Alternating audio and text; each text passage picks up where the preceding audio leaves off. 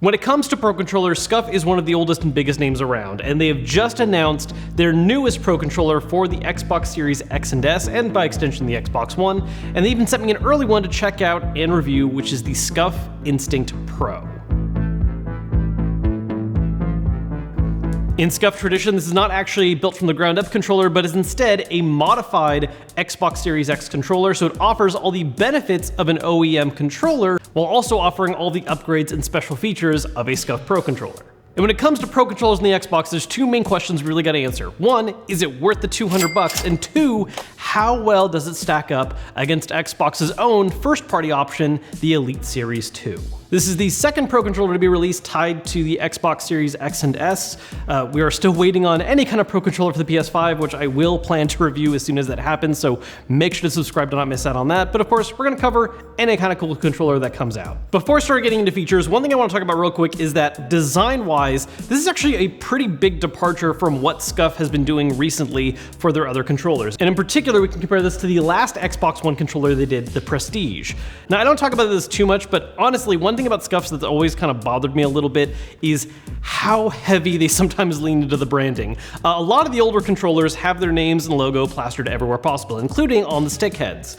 With the new Instinct, that is completely done away with. They've redesigned the stick heads to be new models that don't have the S logo on them. They haven't added the S logo to anywhere on the faceplate, at least for this particular faceplate option. There are more to choose from. The only place where you really get any branding at all is this little logo right here at the top of the battery door, which is awesome.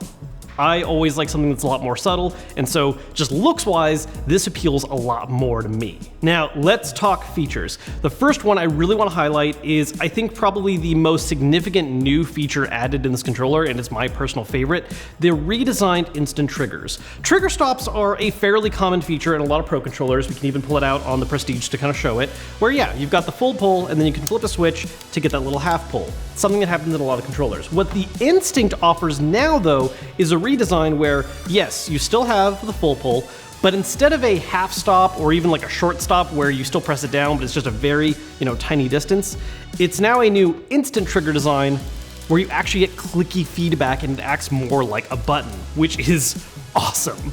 I am a big fan of having clicky feedback on things. One of the things it really helps with is for rapid presses. And so in FPS games where you can have a weapon that maybe fires as fast as you can pull the trigger, well, you can hit it a lot faster now than you would if you're dealing with the full pull. Now, while we're looking at the back of this controller, something else you might notice is that the paddle design on this controller is very different from their standard. SCUF has long been known for their paddle design on the back of their controllers, like here on the back of the Prestige, and it's something that works really well and can be very responsive, but honestly, it is a thing that has been a little hit and miss for me in the past, primarily because of how it impacts the comfort of how you hold the controller, and there's always that ever-present fear of, oh no, what if I misclick? You can even see with the Prestige, this is a redesign they did later on that leaned more towards having more resistance, so you had less chance of accidentally clicking, and they even grooved the outer ones so you could hold onto the controller and still be a little closer to a traditional grip. With the Instinct, they've done away with that exterior paddle design. They're still calling them paddles and they're all handled on the interior, but now it's shaped much more like a traditional controller grip with a pair of paddle buttons on each side. The idea is that instead of having to rest your fingers on these paddles, you can just hold the controller like you would a regular one, and then when you need to hit one of these, you can either just tense your grip on the middle finger right here, depending on how you hold at least, or you give a little bit of force upwards to press the inside button. The inside button does have a little less resistance than the outside one, so that way, it's a little easier to move your finger up since it's not a standard movement. The outside ones have a little more resistance to make sure that you're not gonna accidentally click if you tense your grip or something. Personally, I like this setup a lot more. I think there can be some benefits to the paddle design if you want something that's sticking out a lot more and you can just rest your fingers on it ready to go, but this walks a really excellent balance of giving you a traditional, comfortable feeling grip, but easy access to all four buttons. Another feature that is common on a lot of Pro controller designs is that you can swap out the D-pad and the sticks.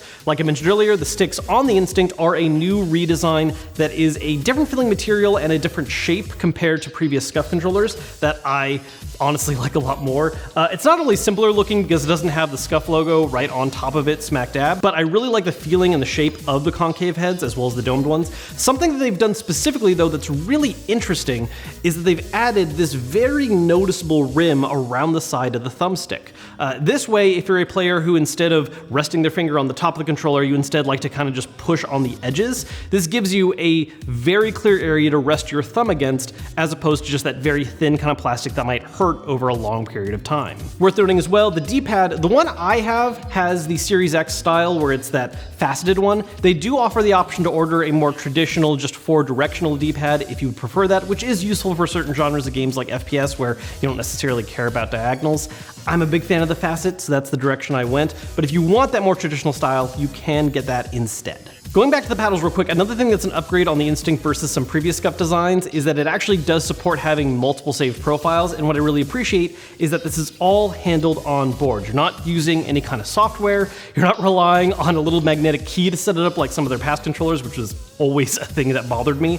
Instead, it's just handled with this little profile button on the back right here, which can switch between one of 3 different modes. It comes pre-programmed with 3 options that are all based on popular genres, such as having an FPS mode, but you can freely customize each of these just by holding down this profile button to go into a program mode, hit the paddle you want to program, hit the button you want to tie it to, hit that button again to end the programming mode, and you're good to go. Super simple. It's enough steps that you're probably not going to be trying to do that in the middle of a match, but considering that you have 3 different profiles to save and work with, you should be able to have 3 different tune settings across different game genres or different specific games that make sense for you. A couple other features worth running through really quick. This does of course feature a rubberized grip, which does feel really comfortable. I like it a lot, rests nice in the hand. There is a mute button that has been added on the Instinct Pro.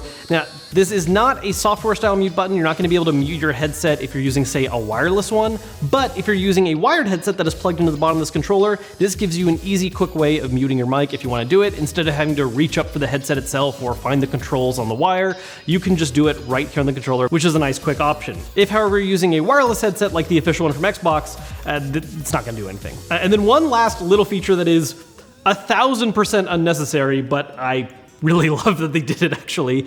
The battery door is redesigned to where instead of relying on the little clips where you have to press in and pop it out, it's magnetic. It just slides off really easy, pops back in, no problem.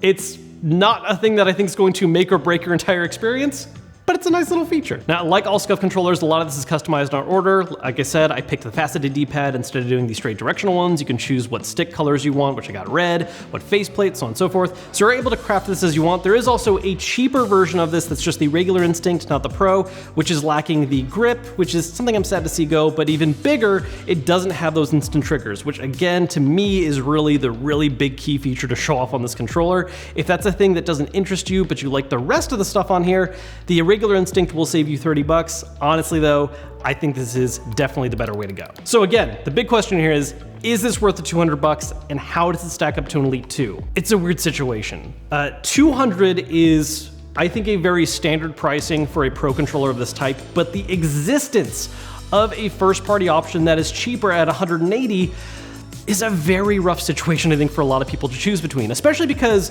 while there are some features this has that the Series 2 doesn't have, it's also true vice versa. There's a couple things you can do on the Series 2 I really appreciate that would have been cool to see on here, like the ability to adjust stick tension. Also, while this is an OEM controller that can make use of the Xbox companion app to do things like reassign buttons, it doesn't give you the full amount of customization that the Series 2 does with its specialized version of the software, giving you things like trigger sensitivities, how it actually reads the stick at different directions. I think one of the kind of strengths of this is that it doesn't rely on having any kind of exterior software to get its full list of features, but that is a benefit in the Series 2's place, at least when it comes to specifically Xbox use. I think there's just also certain features that come as a sort of value add in people's minds when it comes to how much money you're paying. The Series 2 comes with a carrying case that also acts as a charger. It's a rechargeable battery, none of which is included with the Instinct Pro, at least by default. Keep in mind, it's $200 to start building this controller, and for all the color options you choose and additional side options, adding on a carrying case, the total price tag can get a lot higher.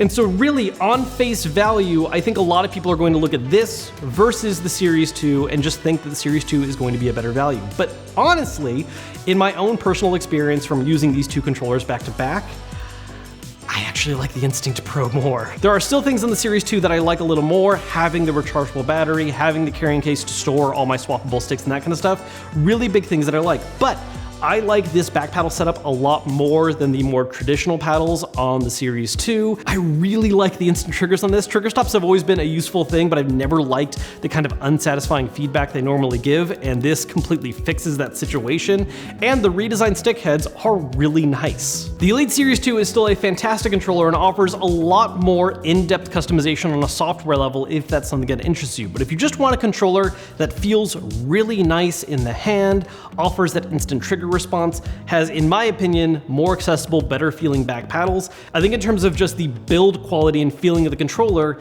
the Instinct Pro ends up winning out for me. It's not exactly a cheap controller, but that's always been the case with Pro options like this, and while yes, it is more expensive than a Series 2, ultimately, if we're already talking about spending upwards close to $200, the difference of $20, in my opinion, is something worth paying if you're looking for something that's going to be a long-term Pro controller you want to stick with. Though again, depending on how many customizations you want to make, it can get quite a bit more expensive.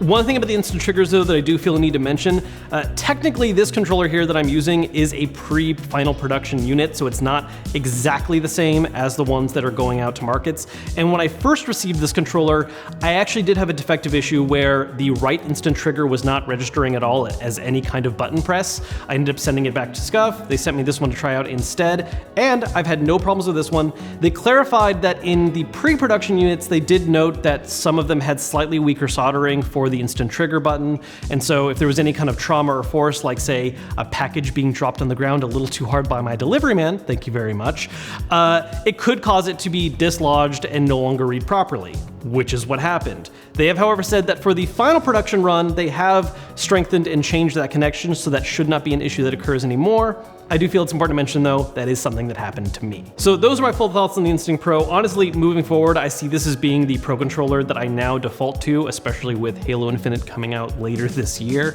If you are interested in learning a little more about these and maybe even trying to build your own, I do have that link down below in the description. I have also linked the Elite Series 2 if that is something that is of greater interest to you.